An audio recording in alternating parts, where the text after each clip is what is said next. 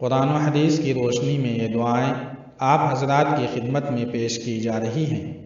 ان چھوٹی چھوٹی دعاؤں کو اپنی روزمرہ کی زندگی میں اپنائیں، عمل میں لائیں اور بچوں کو بھی یاد کرائیں۔ جزاک اللہ خیرا۔ بسم اللہ الرحمن الرحیم۔ السلام علیکم ورحمۃ اللہ وبرکاتہ۔ ناظرین، آج ہم آپ کو دودھ پیش کرنے والے کے لیے دعا کے بارے میں بتائیں گے۔ ایک صحابی نے نبی کریم صلی اللہ علیہ وسلم کو دودھ پیش کیا تو آپ صلی اللہ علیہ وسلم نے ان کو یہ دعا دی: اللہم امتعہ بشبابہ۔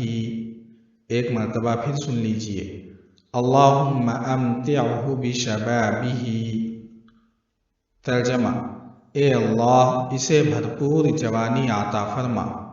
اس ویڈیو کو ثواب کی نیت سے زیادہ شیئر کریں۔ والسلام علیکم ورحمۃ اللہ۔